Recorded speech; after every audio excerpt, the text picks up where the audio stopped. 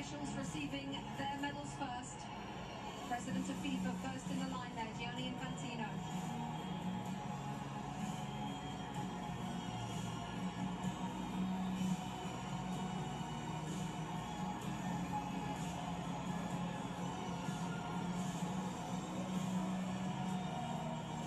Next to President Donald Trump of the United States, the President of Mexico, Claudia Sheinbaum, and Mark Carney, the Prime Minister of Canada, all in the receiving party. The match officials.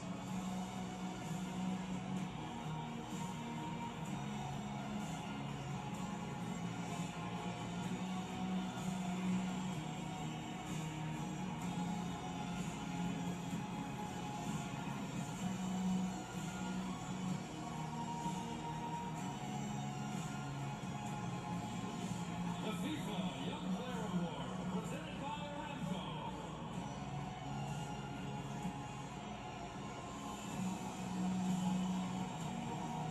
FIFA Young Player Award is up next.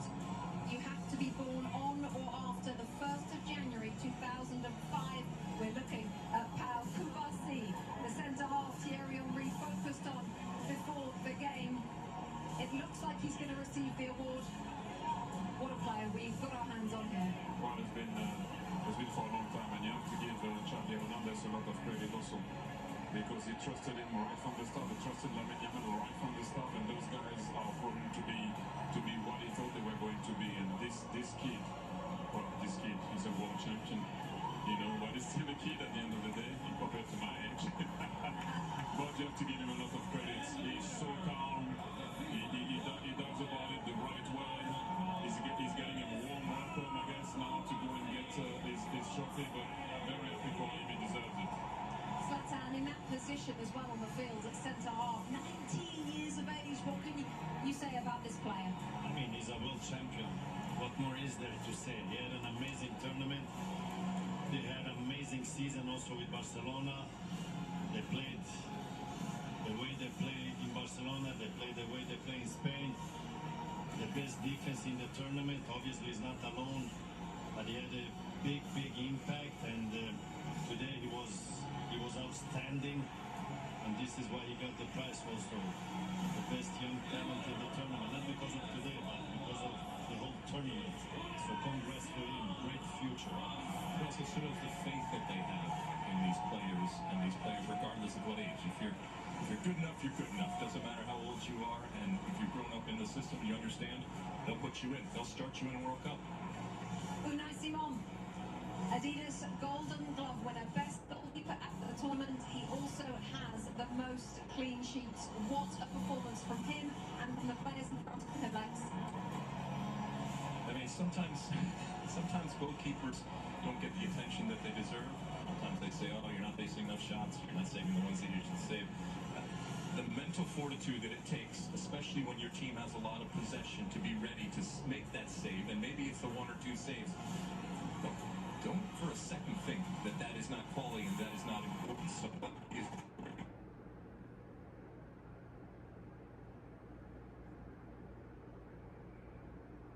Also interesting, Thierry, because there was a discussion before the World Cup about which one should start. The coach answered it straight away. He said Unai Simon would be first, and that's about it. He ended the debate straight away. How about this, Zlatan Rodri, best player of the tournament, Adidas Golden Ball?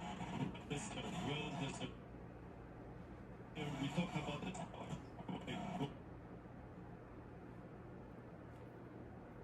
I enjoy him every time he's on the pitch. He plays a fantastic game. He's a genius.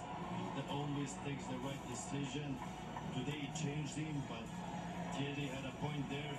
When they went one guy out, they didn't needed him anymore on the pitch, because they didn't need a defensive player when he defends and to take those balls, because it was all about the attack. So well deserved. I enjoy this guy. He's a Ballon d'Or winner also, and now he gets the best player in the World Cup. And that's my third example of don't give up. He had a rough season, did his cruciates. People thought he couldn't be the player he was going to be. He looked slow. City are not the same. He's not the same. And that's the answer. You lift the World Cup. In a tournament where we talk so much about the stars, and rightfully so, while he's a star, it's a different type of star. And so I'm glad that he's being recognized, because a lot of the stuff that he does sometimes can go unseen, but it is so valuable. And I think the world recognizes how valuable.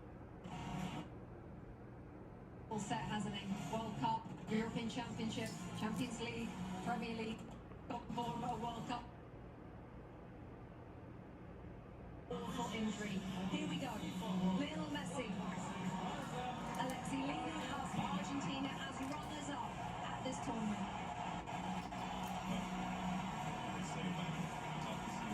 In this moment, he's a champion. Champions want to win everything, and he has. Be disappointed, but my goodness, I think we can very, very quickly turn it to how important he is, how iconic he is, and how amazing he is, regardless of what the score was today. And Zlatan, how lucky we are to have seen him play for the last 25 years. I mean, we have enjoyed him. We have enjoyed him during this World Cup. He has not. I know he said he didn't win the World Cup. But listen, he had an amazing World Cup. He kept this team alive. He did some amazing stuff. He had moments where he was human. He had moments that human. So we can enjoy him even more. Will we see him in another World Cup? I don't know. You never know. But we're happy he plays the game, because we're going to be very sad when he stops playing. What we have learned, Thierry, is to never bet against him. No, it takes a team like Spain to be able to beat Argentina, and like I mentioned before, if they won today, they would have done something that I don't know if it would have been possible to do, that to win 4 major victories in a row.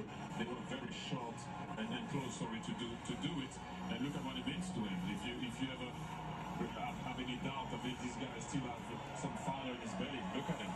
Look at what it means. Look at this. Everyone is clapping because you're looking at him, and this is what he means to him. He won already. Well, everything.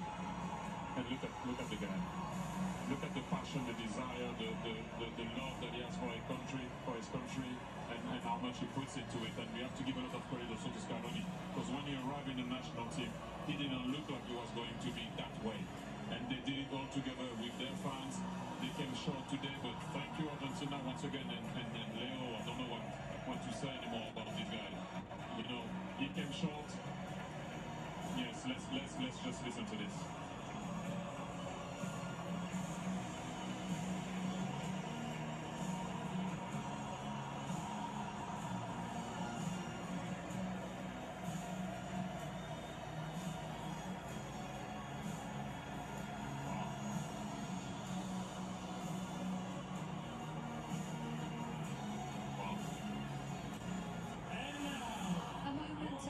History as he takes the love from the crowd. Let's take you back to John Strongman's Stu Holden for the lifting of the World Cup.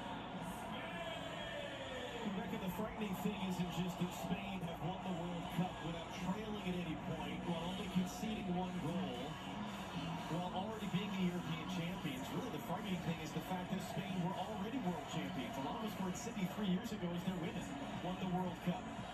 And now their men have won the World Cup. Something like that has never happened before. What sort of odds would you put on them winning the Euros in 2 years' time in Spain?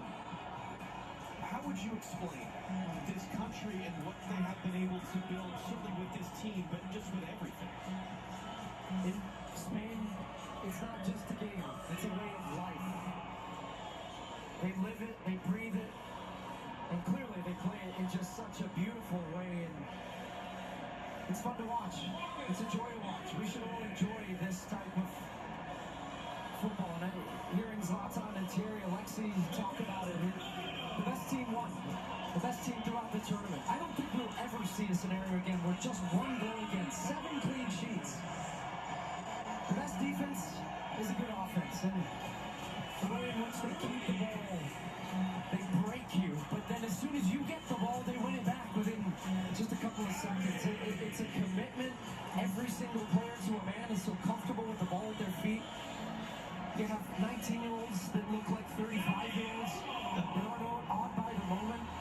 And even in a day where we talk so often about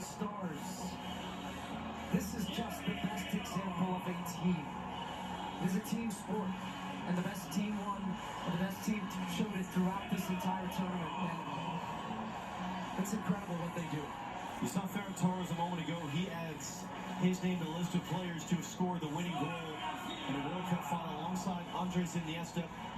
Last time Spain won the World Cup in 2010, they took advantage of a red card for the opponent, and they won by a 1-0 scoreline in extra time. And yet so many players have made plays. Mikel Merino coming off the bench to score a pair of game-winning goals during the tournament. Aymeric Laporte has been a starting center-back at 4 tournaments now with 4 different partners next to him as part of this Spanish team that only allowed 1 goal. Alex Baena, who would have put him on the list of a guy to be a consistent starter? But a perfect example, again, of a guy just that had so many important contributions for this group. And in a rare occasion where we think about history many, many years from now, about this World Cup, this edition, and who knows how many Lamine Yamal is going to win, wearing the number 19 shirt at 19 years old, turned 19 throughout the tournament, and yet scored 1 goal. That's a scary thought, that he's a World Cup winner on a day where he wasn't the star. But he understands what his role and what his importance is to this team, and he is willing to play that role for the betterment of the group. And I think when we look back, as there's his brother Kane in the crowd, and he's been fun to watch him throughout the tournament. His just joyous, big smile as his brother goes on to win a World Cup. But we will think about not just what they did, but how they did it. And this team will be remembered for so many, many years about just how dominant they were. Thinking back to that opening day where they drew against Cape Verde. Scoreless draw, you asked me, are you worried about Spain? I wasn't. But I didn't know they were going to go and win in this dominant fashion.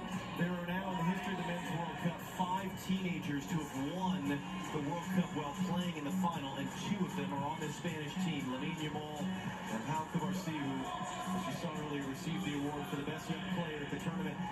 And Luis de la Fuente is the great example, as his predecessor's World Cup winning coach was Lionel Scaloni, of the Federation man. He was the youth national team coach. He didn't coach at a high-profile club. He wasn't a big star manager. He has done nothing but win, and he becomes now, at the age of 65, the oldest coach to win the FIFA World Cup. He said it best in his post-match interview. He said, this has been coming. We've won at every level, and they have. They win at youth national team levels. He managed his team into U21s, then gets the senior job, and the most important one of all, he is now a World Cup champion as well.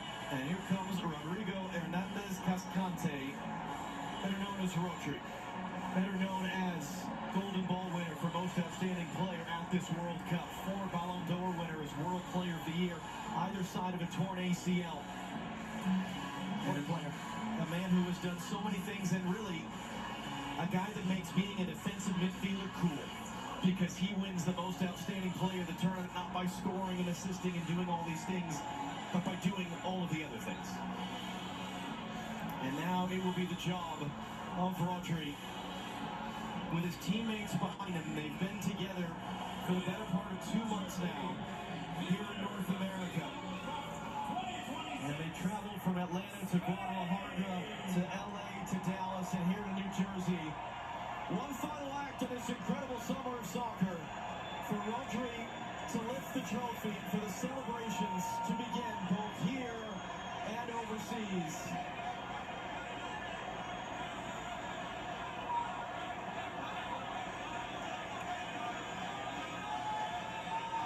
And when Rodri's ready, here we go. Spain have won the World Cup.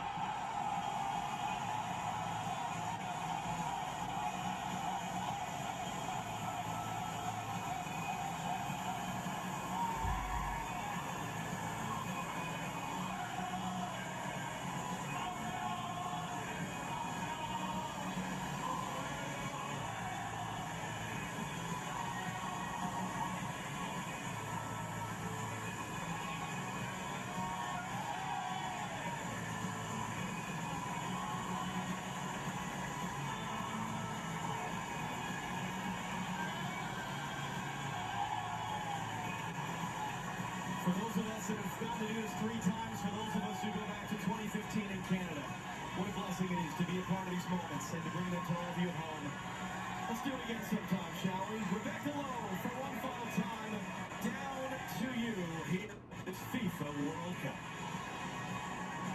see Messi depart the field and the trophy held aloft. John Strong, Stu Holden, thank you for your incredible work all summer long. Plenty more to come. Let's just bring you the superior player of the match, sponsored by Michelob.